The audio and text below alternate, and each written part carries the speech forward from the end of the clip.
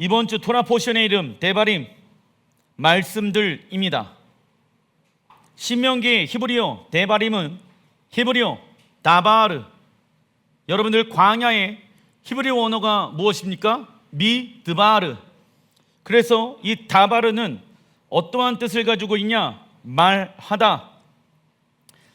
특별히 하나님께서 우리에게 신명기의 말씀을 통하여서 자녀들에게 우리의 가정 가운데, 직장 가운데, 교회 가운데 하시고자 하는 말씀들이 있습니다. 무엇을 따라갈 것인가? 믿음이 없는 사람들이 하나님의 말씀을 따라가면 돌아가는 것 같다. 그러나 믿음의 사람들이 하나님의 말씀을 따라가면 순종하면 며칠, 11일, 불순종하면 40년 역전하는 은혜가 있을 줄 믿습니다. 그래서 여러분들, 세상은 역전을 어떻게 합니까? 내가 저 사람보다 더 많은 돈을 벌어야지, 내가 저 사람보다 더 많이 성공해야지, 그게 역전이야 라고 생각합니다. 그러나 하나님은 역전의 방법이 잘못되어졌다. 너가 내 앞에 항복해야지 그것이 역전할 수 있는 찬스, 기회를 얻게 되어지는 것이다. 아시겠죠? 그래서 여러분들, 하나님 역전하게 해 주십시오. 누구의 방법으로? 하나님의 방법으로. 그러면 역전의 하나님이 내 삶 가운데 역사하시기 위해서는 내가 먼저 무엇을 해야 한다? 하나님 앞에 항복해야 한다. 그래야지 하나님이 역전의 하나님으로 우리의 삶 가운데 당신의 뜻을 풀어낼 수가 있게 되어진다. 신명기의 핵심은 광야에서 태어난 이스라엘 백성들 2세들이 하나님과, 적어놔 주십시오, 새 언약을 체결하는 데 있다. 여러분들, 예수와께서 이 땅 가운데 오셨을 때 새 언약을 너희에게 주노니 하나님을 사랑하고 내 이웃을 내 몸같이 사랑하라. 그 말은 데바림, 어디의 말씀을 인용한 것입니까? 신명기의 말씀을 인용한 것이다. 그래서 여러분들, 이스라엘의 이 세대들만 이 새 언약 가운데 동참하는 것이 아니라 예수와를 믿고 있는 우리들 또한 이 새 언약 안에 동참하는 것입니다. 그렇다면 이 새 언약의 내용은 무엇을 말하냐? 읽어보겠습니다. 옛 언약의 토대 위에 세워져서 옛 언약을 새롭고 구체적인 차원으로 확장시키며 그것을 더욱 견고하게 합니다. 아멘. 왜 새로운 언약들이 체결되어져야 합니까? 여러분들, 하나님의 언약은, 우리를 향한 하나님의 언약은 우리가 약속의 땅에 들어가는 것입니다. 그죠? 하나님의 나라에 들어가는 것이죠.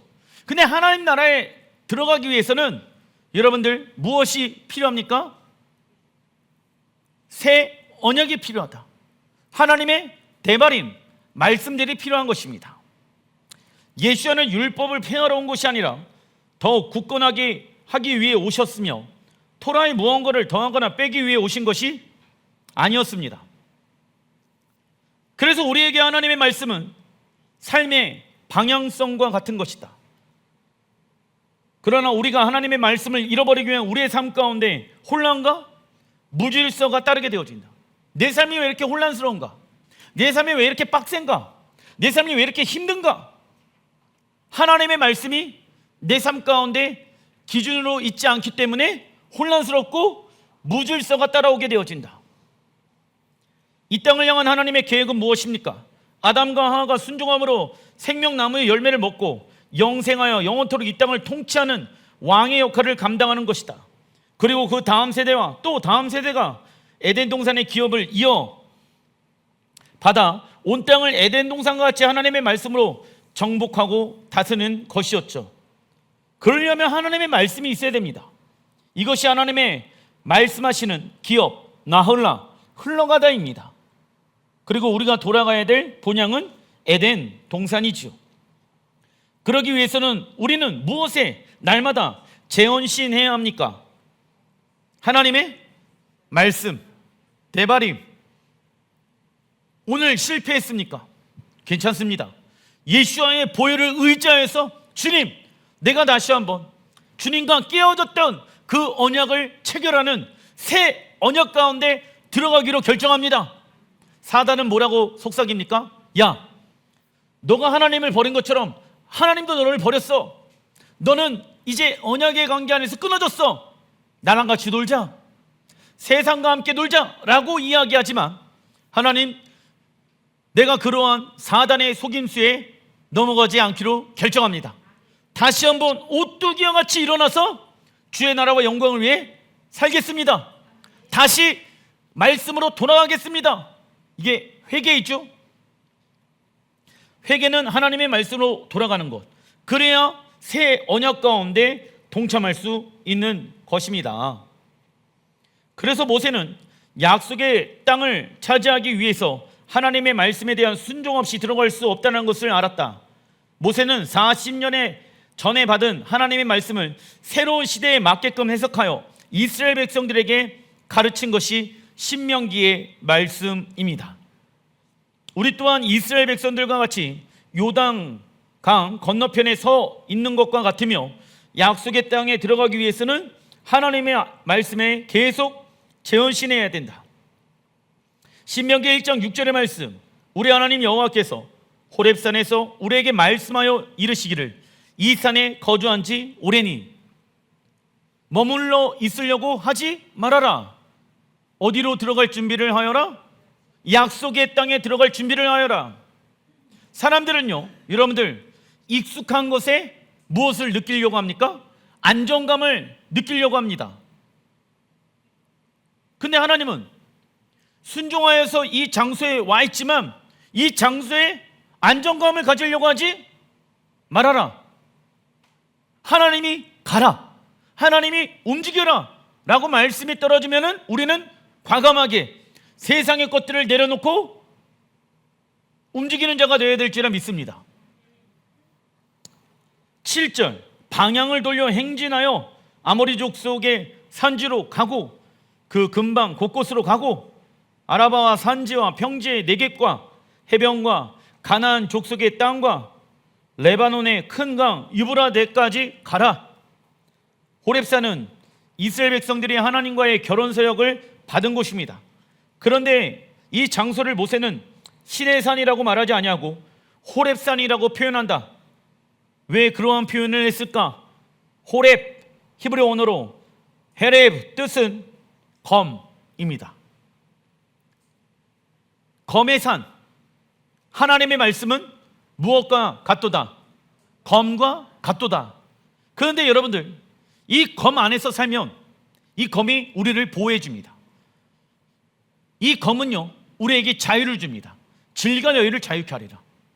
이 검은 우리에게 무거운 짐이 아닙니다. 우리를 자유케 하는 능력을 가지고 있습니다. 그러나 이 검이 어느 순간부터 무거워지기 시작합니다. 어느 순간부터 이 검이 무거워지기 시작할까요? 하나님과의 관계가 멀어지기 시작하면서부터 이 검이 무거워지기 시작한다. 그래서 이 검을 들고 예수의 이름으로 명하노니 떠나갈지어다. 하나님의 말씀을 선포하게 되어지면 모든 악한 영들은 떠나게끔 되어져 있습니다. 그런데 이 말씀이 왜 안 떨어지는지 아십니까? 지금 하나님과의 관계가 멀어져 있기 때문에.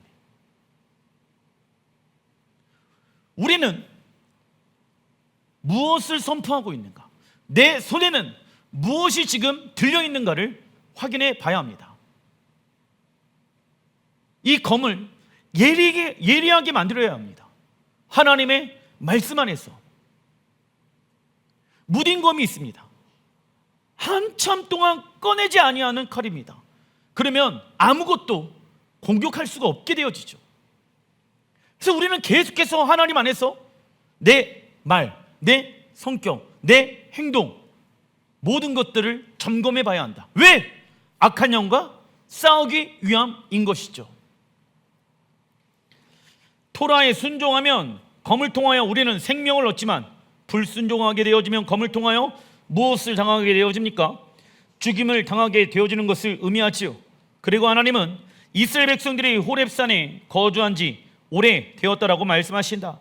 이는 긍정적인 표현을 말하는 것이 아니라 이스라엘 백성들이 호렙산에 머무는 날이 너무 길었다는 책망의 말씀이다. 사람들은 익숙한 곳에 머물려고 하는 습성들이 있다. 변화되어지는 것, 새로운 것을 도전하는 것을 싫어하고 안정되어지고 안주하려는 것을 좋아하는 사람들이 많이 있습니다.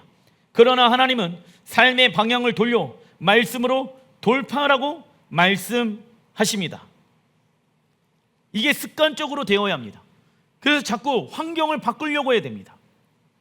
익숙해지려고 하는 그 환경에 머물러 있으려고 하면 안 됩니다. 저도 인간인지라 익숙한 환경에서 예배를 드리는 것이 좋았습니다. 근데 하나님이 저의 사역을 넓히고 확장하는 그 순간이 되어지니까 익숙한 환경에서 벗어나서 좋은 환경에서 말씀을 전하거나 예배를 드리지 못하게끔 그 환경 가운데 저를 몰아두실 때가 있었습니다. 그래서 그 곳에서 예배를 하려고 말씀을 전하려고 하다 보니까는 어려운 게 너무 많은 거예요. 시스템이 갖춰져 있지 아니하고 환경이 어려운 거예요. 그래서 거기서는 사역하기가 어려울 것 같습니다. 하나님 말씀하시는 거예요. 익숙한 곳에만 예배하려고 하지 말아라. 불편한 환경 속에서도 예배할 수 있는 자가 되어야 한다. 그때부터 내가 이거 아니면 안 되라는 생각들을 버리기 시작하였습니다. 여러분들 안에서도 이거 아니면 안 되라는 어떠한 환경적인 부분들이 있잖아요. 그런 부분들을 하나님 앞에 내려놓아야 한다.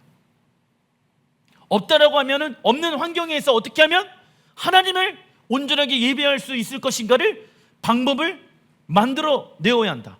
그렇지 아니한다라고 하면 환경에 끌려가게 되어지며 환경에 의해 예배자가 되어지고 환경이 받쳐주지 않는다라고 하면 예배를 할 수 없게 되어지는 자가 될 수도 있는 것입니다. 그래서 사역자들은요, 여러분들 어떠한 환경에 두더라도 그 안에서 하나님을 예배하는 자가 되어야 될지라 믿습니다.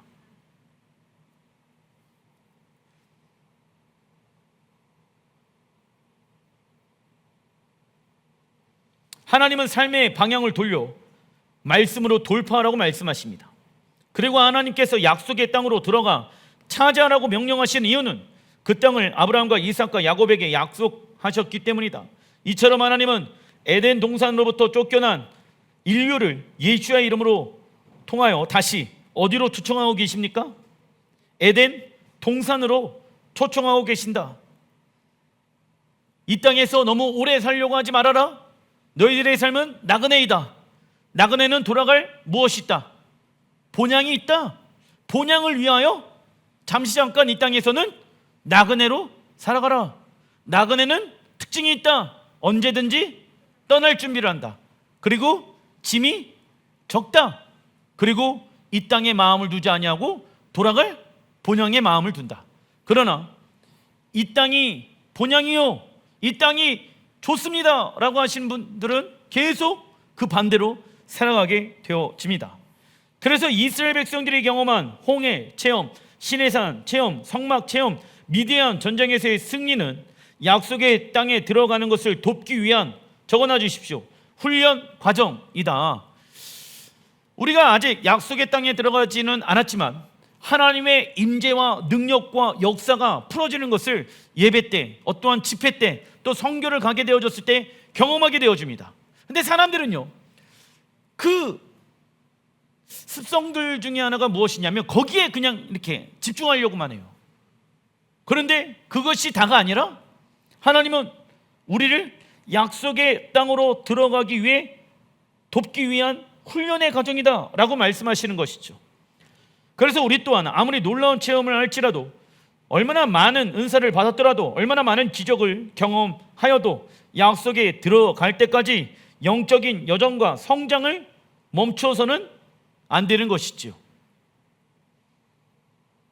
중간 1번 신명기 1장 27절 읽어보겠습니다.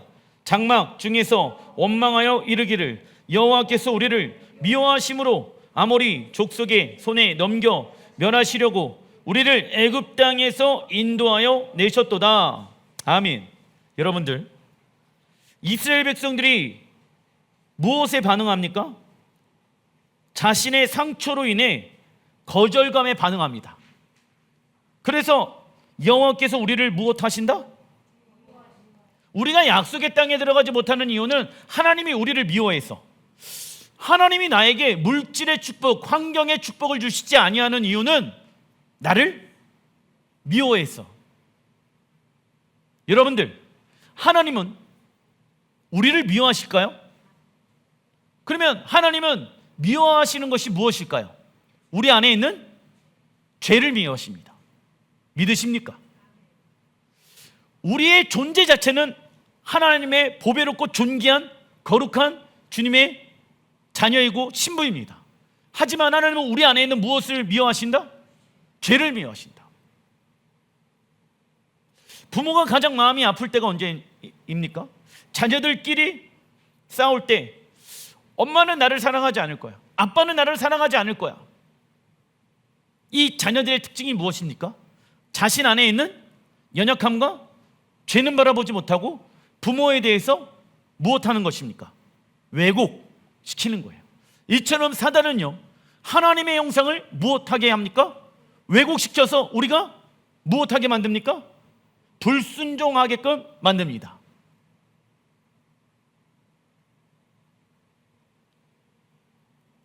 하나님은 우리를 미워하지 아니하시고 우리의 무엇을 미워하신다?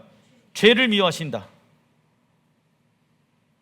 이스라엘 백성들이 본인의 죄를 보지 아니하고 하나님 탓을 하기 시작한 것이죠. 그러나 진정한 자기 사랑이란 이거 건강하지 않은 것입니다. 여러분들, 이러한 상처로 거절감으로 하나님 앞에 반응하는 것이 아니라 어떠한 환경의 어려움이 딱 왔어요. 그러면 여러분들 뭐라고 고백해야 됩니까? 나 주님만을 신뢰합니다. 주님이 여기까지 인도하셨고요, 주님이 앞으로도 우리를 인도하실 것입니다. 주님은 나의 왕이십니다. 그런데 여러분들, 이런 사람들이 있어요. 목사님, 이해가 안 돼요. 저를 이해시켜 주십시오. 성경은 뭐라고 말씀하십니까? 하나님의 뜻과 하나님의 생각과 우리의 뜻과 우리의 생각은 다르나니, 하나님의 뜻은요, 우리가 언제 이해해야 되는지 아십니까? 우리가 하나님의 말씀에 신뢰하여서 순종하게 되어지고 난 이후에 시간이 지나야 이해가 되어집니다. 그러나 이성적 논리를 가지고 이해가 되어지지 않아요. 왜 자꾸 하나님 앞에 왜요? 따지고 있다 보면 여러분들, 그 질문에 대한 답을 얻지 못하게 되어지면 하나님의 말씀에 불순종하기 시작합니다. 우리는 제한되어져 있는 인간입니다. 그러나 하나님은 무한하신 분이십니다. 그 무한하신 하나님의 섭리와 계획과 뜻을 우리는 100% 다 이해할 수가 없습니다. 예를 들면 우리가 이 공간 안에 있는 것도 이해가 되지 않을 때가 있습니다. 겨울이 되어지면 물이 얼어버려요. 하나님, 나를 향한 하나님의 섭리와 계획은 무엇입니까? 겨울에 물이 얼은 것이다. 하나님이 만약 그렇게 말씀하시면 이해가 됩니까? 안 됩니까? 안 됩니다. 하나님, 여름에는 물이 셉니다. 나를 향한 하나님의 섭리와 뜻이 무엇입니까? 그렇게 물어보면 하나님은 대답이 있을까요? 없을까요? 없습니다. 그냥 그때 뭐라고 얘기해야 된다고? 주님이 여기까지 인도하셨습니다. 주님이 앞으로도 우리를 인도하실 것입니다. 예, 주님, 나는 주님만을 신뢰합니다. 자꾸 우리의 이해관계로 하나님을 믿느냐 믿지 않느냐, 하나님께 순종할 것인가 불순종할 것인가를 선택하는 오류에 빠지면 안 됩니다. 하나님은 언제나 선하신 분이십니다. 그런데 우리의 선함의 기준을 가지고 자꾸 하나님 선하신 분이신데 나에게 왜 이러한 어려움과 악함을 주십니까? 욥기에 말씀해 보게 되어지면 욥은 아무런 잘못을 하지 않았습니다. 친구들이 저주합니다. 욥을 저가 하나님 앞에 범죄해서 그래. 그래서 자식들도 죽고 아내들도 다 떠나고 재산도 다 잃어버리게 되어진 거야. 여러분들, 욥이 뭐라고 고백합니까? 하나님의 선하심과 하나님을 향한 감사의 찬양이 나오게 되어집니다. 이해가 됩니까? 이해가 되어지지 않습니다. 근데 그가 그렇게 하나님을 향하여 높여드리고 신뢰하고 찬송할 수 있었던 이유는 무엇입니까? 하나님이 어떠한 분인지를 정확하게 알고 있었다라는 거예요. 왜? 여지껏 인도하신 분이 하나님이시거든. 우리가 잊지 말아야 될 것은 무엇인지 아십니까? 어려움이 왔었을 때 우리가 잊지 말아야 될 그 고백, 여기까지 인도하신 분은 하나님이십니다. 그러면 앞으로도 누가 인도하십니까? 하나님이 우리의 삶을 인도하십니다. 이때 우리가 해야 될 것은 하나님 앞에 무엇하는 것이다? 항복하는 것이다. 그분의 인도하심을 받기 위해서는 내가 그분께 무엇되어야 된다? 항복되어야 한다. 그래야지 주님과 함께 걸어갈 수 있겠죠. 그런데 하나님의 말씀은 방향성과 같은 것이라고 말씀드렸잖아요. 방향성, 하나님의 그 발걸음 가운데 내 발걸음이 함께 걷기 위해서는 그분의 방향성에 내가 동의가 일어나야 돼요. 당신의 말씀만이 선합니다. 그런데 그 선하신 하나님의 말씀대로 살아가니까 어려움이 와요. 그래도 하나님은 선하신 분이십니다. 이것이 우리의 마음의 중심 가운데 세워져 있어야 하는 것이죠. 그 안에서 어려움이 왔었을 때 진정한 자기 사랑하는 방법이 있습니다. 읽어보겠습니다. 그리스도 전에 있는 자기의 모습을 부인하고 그리스도 안에 있는 자신의 모습을 긍정하는 것입니다. 아멘.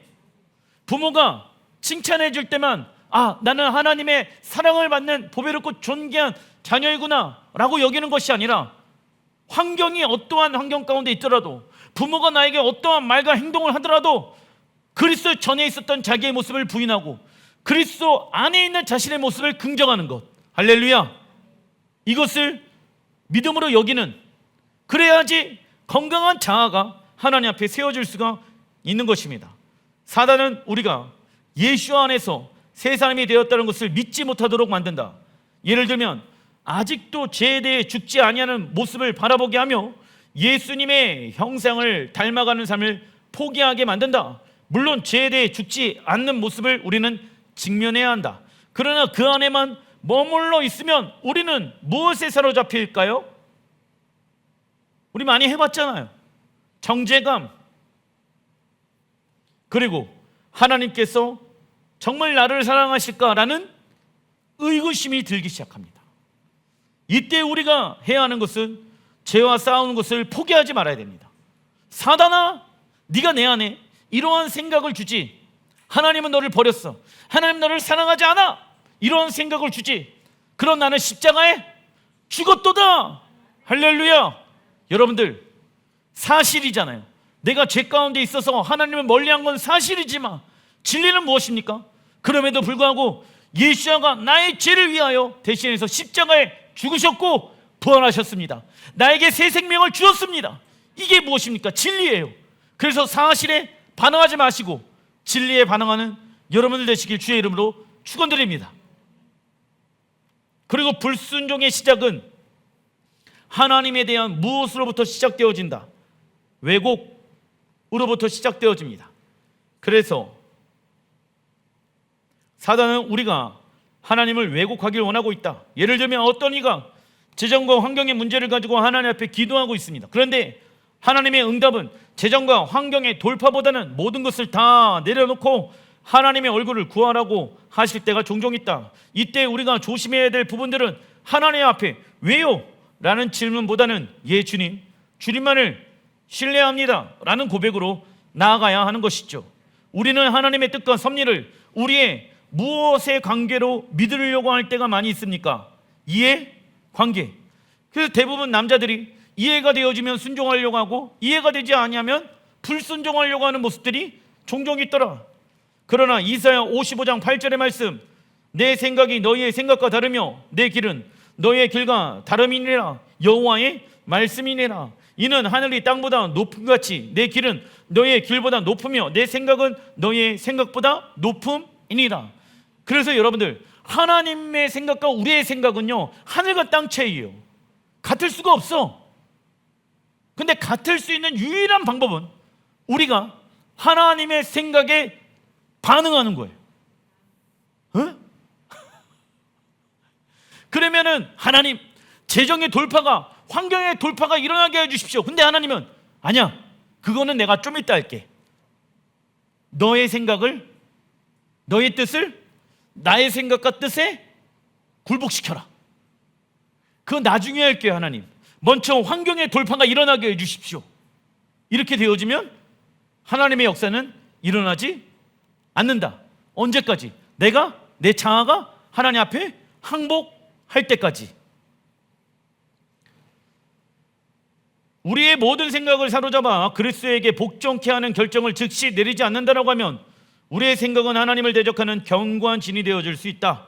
견고한 진은요, 하나님의 말씀을 자신과는 상관없는 말씀으로 여기게 되어지며 과거의 일들과 실패에 사로잡혀 하나님께서 행하신 일들에 대한 기대함과 소망함 없이 살아가게 만든다.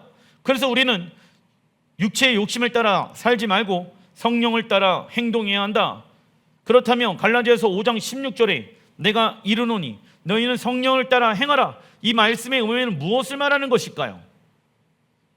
16절의 시작인 내가 이르노니 히브리 원어를 보니까 할라카, 뜻은요 행하다, 걷다 입니다. 그래서 성경에서 십계명을 준행하다, 히브리어가 준행의 히브리어 할라크입니다. 하나님은 이스라엘 백성들과 함께 걷기 위하여 그들에게 무엇을 주셨다? 십계명을 주셨다. 그러나 어떤 이는 이 말씀을 성령의 기름 부으심으로 인해 계시와 치유와 은사들이 교회 위에 부어졌기 때문에 이러한 삶이 성령을 따라 행하는 것이라고 생각합니다. 뭐 은사 풀어지고, 뭐 달란트가 풀어지고, 뭐 뭘 받고, 뭘 보고, 이러한 어떠한 기적과 능력들이 성령을 따라 행하는 거라고 생각하는 사람들이 있더라. 그러나 성령님은 진리의 영이시며 진리만이 우리를 자유케 할 수 있다. 그래서 갈라디아서 5장 16절에 내가 이르노니 너희는 성령을 따라 행하라, 이 말씀은 읽어보겠습니다. 하나님의 나라가 완성되어질 때까지 성령의 인도하심을 받아 하나님의 말씀에 준행하는 삶을 살아간 것을 의미합니다. 하나님의 말씀을 지켜 행하는 것은 우리의 잘못된 사고와 행동과 결론이 일어나는 것을 막아주는 방패의 역할을 하게 되어진다. 그래서 여러분들, 처음 모세가 하나님의 말씀을 받아서 깨달은 그 것과 지금 다시 한번 40년이 지나고 난 후에 이스라엘 백성들의 2세들에게 하나님의 말씀을 다시 해석하여서 말씀을 선포하는 것과의 차이는 있겠죠. 왜? 40년 동안 모세는 할라크, 하나님과 동행했잖아요. 예전에는 이 말씀이 이해가 되어지지 않았어. 그런데 이 말씀들이 깨닫게 되어지는 거예요. 우리가 언제 깨닫게 되어집니까? 여러분들에게 아무리 제가 명설교를 하더라도 여러분들은 머리로는 깨달을 수 있겠지만 여러분들을 향한 하나님의 계획은 깨달을 수 없을 수도 있습니다. 하나님의 깊고 놀라우신 뜻을 우리가 깨닫기 위해서는요, 그분과 함께 무엇을 해야 된다? 동행을 해야 된다. 그건 누가 알려줄 수 있는 영역이 아닌 것입니다. 그니까 신명기 3장 18절 읽어보겠습니다. 그때 내가 너희에게 명령하여 이르기를 너희 하나님 여호와께서 이 땅을 너희에게 주어 기업이 되게 하셨은즉 너희의 군인들은 무장하고 너희 형제 이스라엘 자손의 선봉이 되어 건너가되. 여러분들, 하나님께서 주시는 그 약속의 땅을 취하기 위해선 첫 번째 무엇을 해야 된다?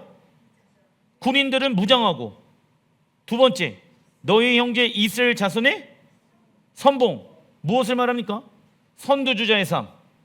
하나님 나라의 기업을 얻기 위해서는 해야 할 것이 두 가지가 있다. 첫째, 하나님 나라의 군대로 전신갑주로 무장해야 한다. 전신갑주는요, 진리로 만들어진 허리띠, 생명을 지키는 의의 흉배, 우리의 삶을 평안케 만드는 복음의 신발, 사단의 불화살을 막는 믿음의 방패, 소망으로 만들어진 구원의 투구, 하나님의 말씀으로 만들어진 성령의 검입니다. 그래서 바울은 구원이 시작된 에베소 성도들에게 하나님의 전신갑주를 취하라고 말씀하신다. 이는 구원이 시작되어졌지만 하나님의 전신갑주를 붙잡고 있지 않으면 구원을 완성할 수 없다라고 말씀하시는 것이죠. 사사기 3장 2절에 이스라엘 자손의 세대 중에 아직 전쟁을 알지 못하는 자들에게 그것을 가르쳐 알게 하려 하사, 이스라엘 백성들 중에 영적 전쟁을 알지 못하는 세대가 등장합니다. 영적으로 무지한 것이죠. 아까 예배 시작하기 전에 올림픽 개막식, 이 개막식을 보면서 와, 화려하다. 이 개막식의 평가가 90%가 개막식이 성공적으로 이루어졌다라고 얘기합니다. 그런데 영적으로 깨어있는 사람들은 이게 영적인 공격이 있구나. 저는 이 올림픽 개막식을 통해서 무엇을 느꼈냐면 지금 적그리스도의 영이 계속 이스라엘을 공격하고 있잖아요. 그런데 열방 세계가 하나님 앞에 대적하는 모습을 마치 예행 연습을 하는 것처럼 퍼포먼스를 보여주고 있다라고 느꼈습니다.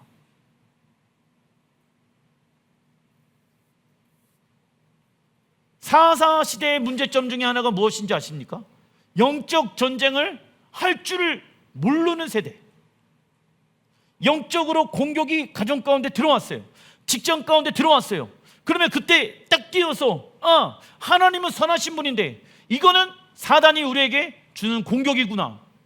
이 감정은 하나님이 주시는 감정이 아닌데 이 감정은 악한 영이 나에게 불화살로 쏘는 감정이겠구나 라는 것을 영적으로 분별해야 되는데, 그러한 부분들에 대해서 분별하지 아니하고 그냥 넘어가는 사람들이 많이 있다라는 거예요.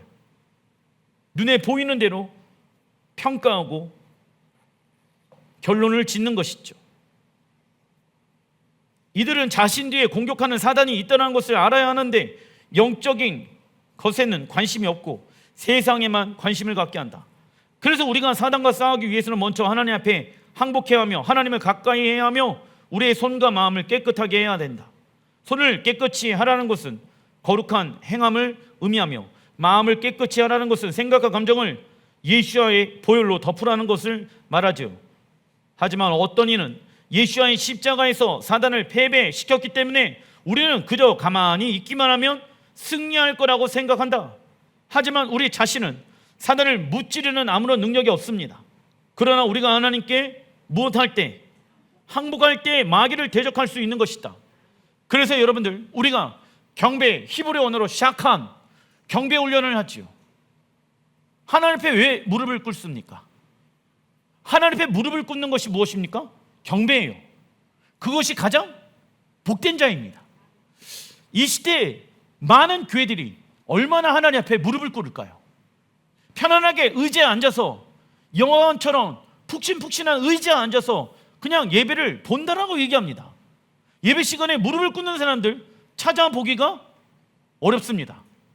그럼 우리는 하나님 앞에 무릎을 꿇는 경배의 예배를 하나님 앞에 올려드립니다. 여러분들, 예배 드릴 때 생각이 안 난다, 그냥 무릎을 꿇으십시오. 그게 주님 앞에 마지막 때에 드려지는 경배라는 거예요. 마지막 때의 싸움은 경배 싸움이에요. 적그리스도에게 경배하지 아니하는 자들은 다 목배임 당한다 라고 말씀하고 있잖아요. 주님께 우리가 왜 항복합니까? 마지막 때 일어나게 되어지는 그 영적인 싸움에 우리는 하늘 군대로 정렬되어져서 주님만을 경배하는 자로 세워지기 위함입니다. 그때를 준비하는 거예요. 시대가 악하기 때문에 악한 이 시대를 우리가 분별해서 하나님, 나에게는 아무런 힘이 없습니다. 그러나 하나님만이 우리의 모든 전쟁에서 승리케 하시는 분이십니다. 이때 우리가 해야 될 것은 무엇이라고요? 하나님 앞에 경배하는 거, 항복하는 거예요. 하나님의 나라를 기업으로 얻기 하기 위한 두 번째, 어디에서 서야 된다? 선봉, 선두주자의 삶을 살아가야 한다. 목사님, 저는요 선봉에 쓰는 거 부끄러워요. 창피해요. 그렇기 때문에 나는 저 뒤에 가 있을게요. 난 따라가는 게 익숙해요. 나 아직 선봉에 서기는 조금 거시기 해요. 이렇게 생각하시는 분들이 종종 있더라고요. 남들처럼 막 튀는 거 선봉에 쓰고 그러고 싶지 않아요. 나는 그냥 평범하게, 중간도 부담스러워요.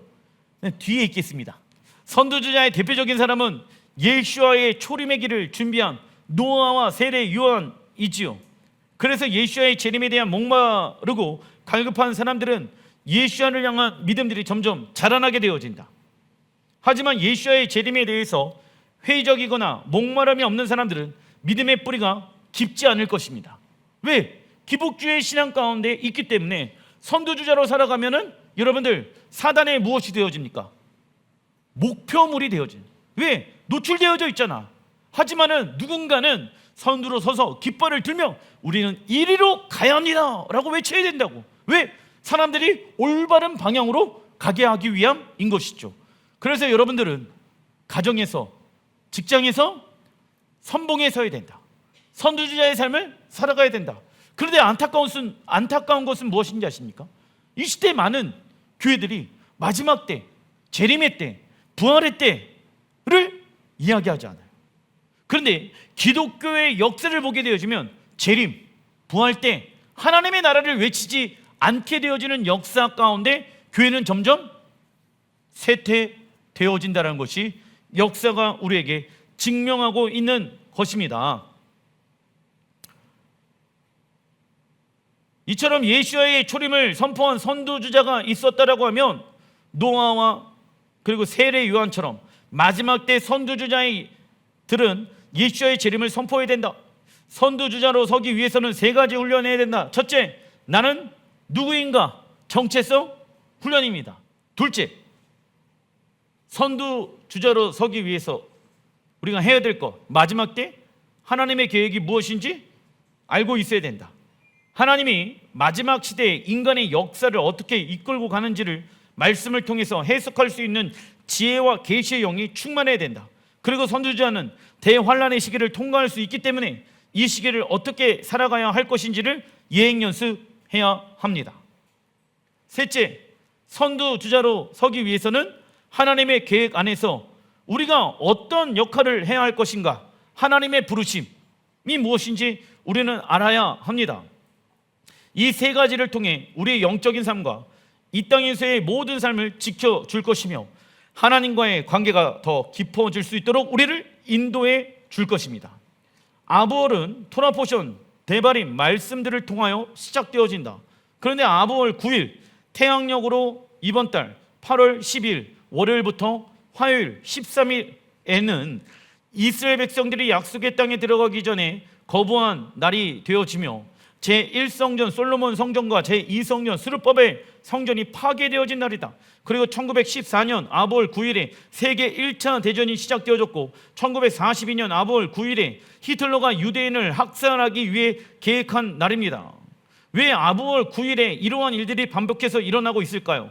그 시작은 하나님을 향한 불신으로부터 시작된 것이며 매번 같은 날에 같은 죄만 반복하게 되어진 것이다. 역사를 돌아보지 아니하고 내가 원하는 대로 살아가게 되어진 그 결과인 것이죠. 그래서 현재 유대인들은 이날 함께 금식하면서 하나님 앞에 애통하는 시간들을 보냅니다. 그래서 전쟁에 총도 들지 않아요. 모든 걸 다 멈춰요. 금식해요. 이 날을 히브리어로 티샤 베아브라고 말합니다.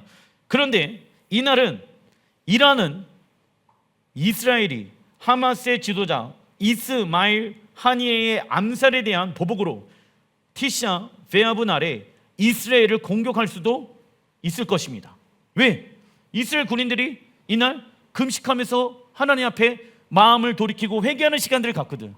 그때는 전쟁이 일어나서는 안 돼요. 다음 주 월요일날 화요일날 이란이 이스라엘을 어떻게 공격하는지를 여러분들이 계속 집중해 주시길 바랍니다. 그래서 제가 이란 뉴스를 봤어요. 이란 군 정부가 아마 티샤 베아브 아부월 9일에 그 작전을 시작할 수도 있다. 왜? 이스라엘이 그날 금식하고 총을 들고 있지 아니하는 날이기 때문에. 이스라엘은 하나님의 뜻을 이뤄내려고 하는 민족이기 때문에 금식하는 그날 우리가 공격하면 더 많은 유대인들을 죽일 수 있을 것이다. 이런 뉴스가 나오고 있더라고. 그래서 이번 주에 전쟁이 왜 안 일어났냐? 아마 아부월 9일에 이 전쟁이 일어날 가능성들이 매우 높다. 그래서 아부월에 왜요? 하나님의 집이 어떻게 되어졌어? 1성전, 2성전이 무너졌잖아. 우리 또한 마찬가지예요. 우리 마음이 아버지 집이 거하시는 곳이잖아. 성전이잖아. 아부월에 그 아버지의 집, 우리의 마음의 집이 무너질 수 있는 환경이 올 수도 있다. 그래서 조심해라. 우리는 마지막 때에 살아가고 있는 세대이다.